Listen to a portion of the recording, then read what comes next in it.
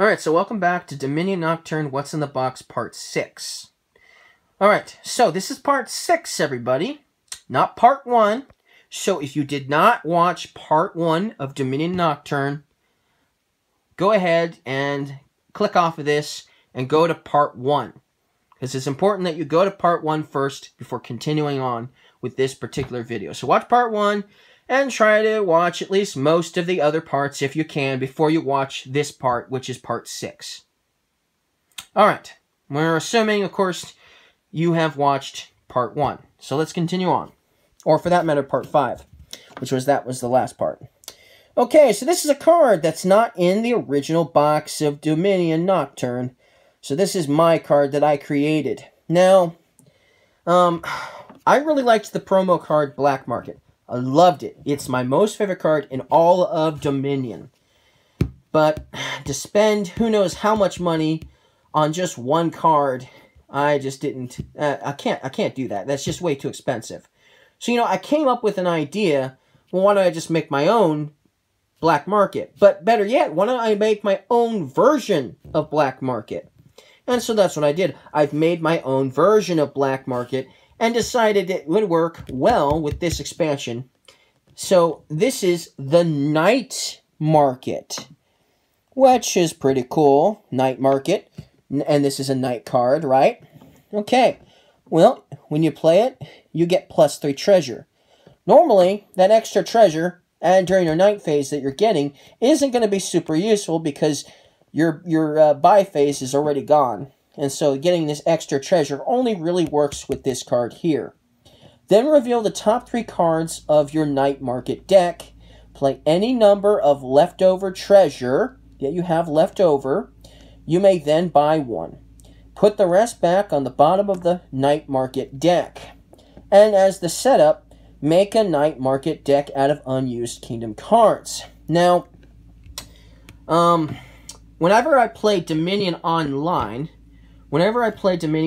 with Black Market, it seems like there's only about 100 cards in the unused deck, and I don't even think it's all of them. I think it's just a random amount from all the expansions, and I don't even necessarily think it's every single one, because I think there's like 400 or 500 differently named cards in the game, maybe more. Or there's at least a couple hundred for sure, and so that would be way too much to make, that would make the stack go up to, well, the moon, basically, and so, of cards. And so, obviously, you're never going to play with every single unused Kingdom card in the game with the Black Market. And so having another separate pile for the Night Market pile is kind of like, interesting idea. So if you had both of the markets, you just would have 2 separate piles. That's all. So setup, that's pretty cool. Another card with a setup. I like that. Now, this makes you think. So usually you play your Black Market during your buy phase, or during your action phase, before your buy phase even begins.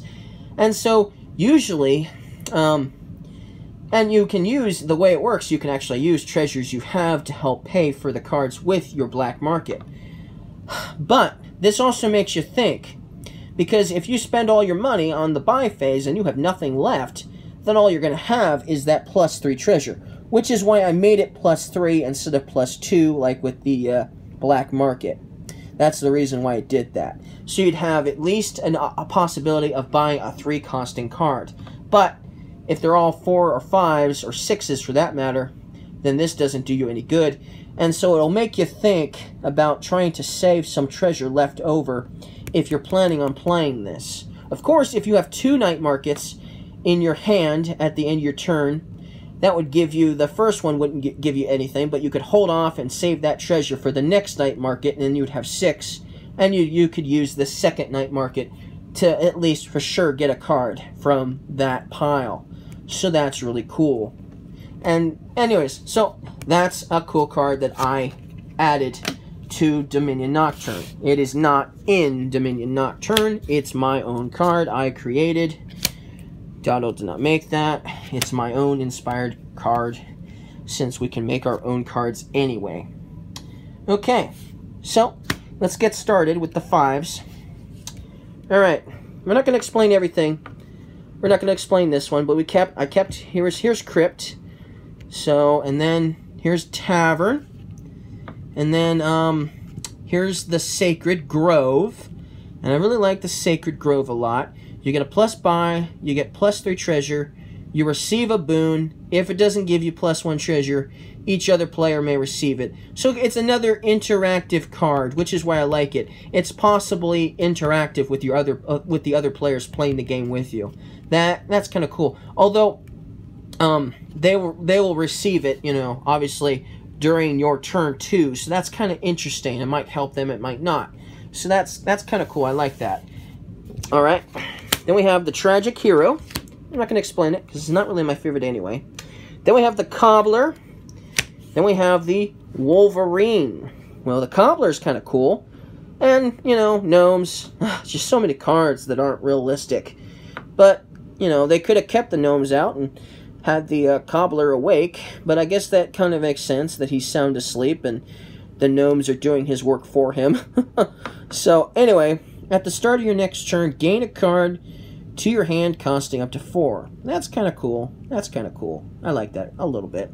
That's pretty cool. I like that. And then we got Wolverine. I kind of like this card too. If it's your night phase, each other player receives the next forfeit. Otherwise, +3 cards. So if you play this during your action phase, +3 cards. And if it's your night phase, you gain a forfeit. Or should I say, everybody else gains a forfeit. So that's pretty cool. And that's why I came up with the idea for Owl as an action knight, because originally Wolverine, or should I say the card that replaced this, was the only action knight card in the game, and so I thought we could use one more. And I have been known to see some owls during the day, so it's not like they're always sleeping during the day, they're just less active is all. So that's why I was like, we'll do that.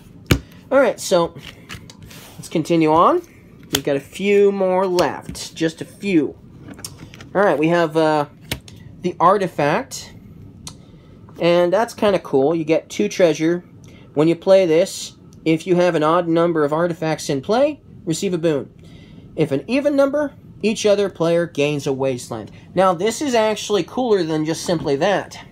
So during your buy phase, you play one of these. The first one actually creates an odd number of artifacts, which then receives you a boon.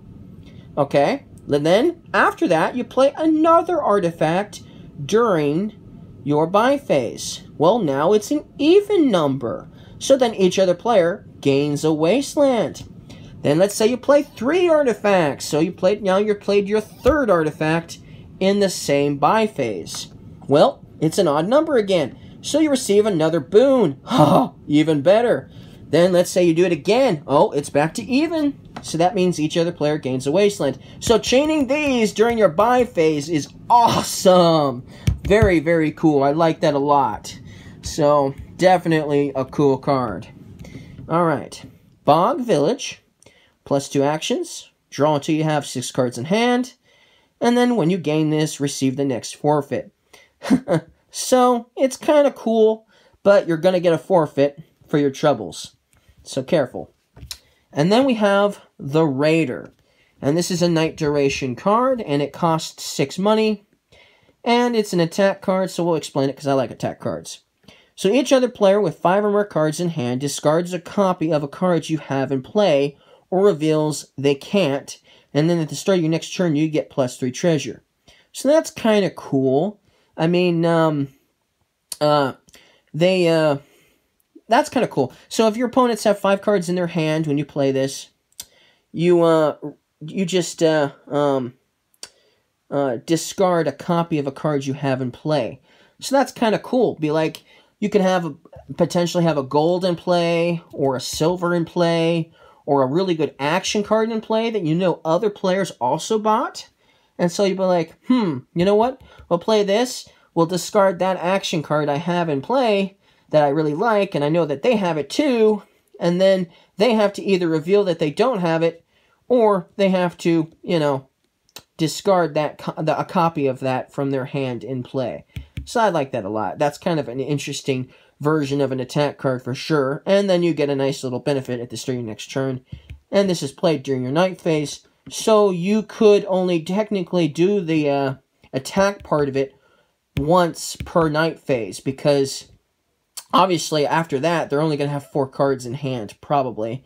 So then, obviously, the attack doesn't work the second time. And that's pretty much it. Then we have boons, and then we have the forfeits that I keep mentioning, and some of the wonky stuff that go with the forfeits as well. So we're going to do a video for the for both of these types of stuff that's in this game, and that'll be the last video for this expansion.